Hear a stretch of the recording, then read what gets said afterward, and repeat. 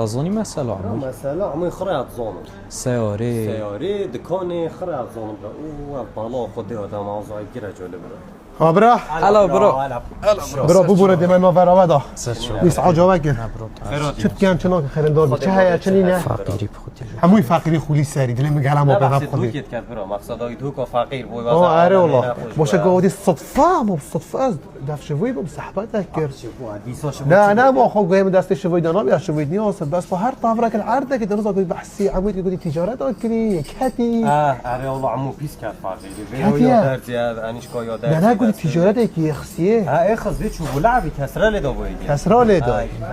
يا بيس كات يا عمو لا ما قول الشمت اخيرا برا اشتاق وصل بالي خراس دوزانم از عمو ايكي ما قلت يا تاكو بصراخو فرودي تشتكي وصلنا انا تشتكي وصلنا انا برو ما هيك هبو مدازون ما زعمو ايكي اره لا برا شوفوها ما ده هالفوق فابراير العاده كده مهم هيك اخو سياره كريمونش برو من كريم عارف عمو تلفون من كربو بدي برا عندك فورد ميت موين فوش خل ما بقرا دلي خويني بقول تاخير عمو دلي خو ما استويكي ما برو ما خو مقود بوي هيك تشارم كي بيجي احمد يازي بيش ما استويك والله برا استويك لا فوضع قبو من عمو المنازع عمو هيك تو عمو جيك الولا وتشتغل زوني ام نازوني ابا شو يقول بوتاك وعمو يود كون اخو عازل كلي تشتكي وصل لا تشتكي وصلني بقودي ما بالصدفه ما بالصدفه بر محل وانا شو يقرتيبو ايفوري وقت شولي دبليون صوت دبل محلي مش دبل محلي نيوانا برو خدام نوف برامد الصراحه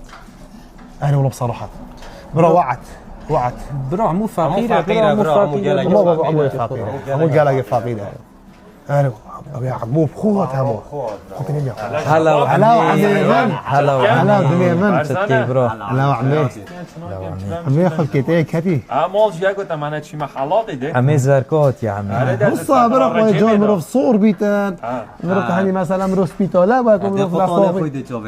رنگ برو مثلا همین رنگ جیانه مرو بی ساراخو هبیتن دکانم رو بیا الحمد لله این مرو برشولی خوب واسه دکانم رو عزل نبیتن باشه الحمد لله زوج الحمد لله اره والله برا باشه از گفت صدفه ما صدفه برشبوی راحت گفتیم فا خشکا کسی زرد زینو كاسوي زيارة خشكوخوي دزي صدو بيجي غرام زوفيون بي حسي شقه كل كاسوي خشكوي جا فرق ديامون نا وصاني نا چون گفت اگه صحبت اگه صاحبیت از کاسو ایدیم بری خراد زن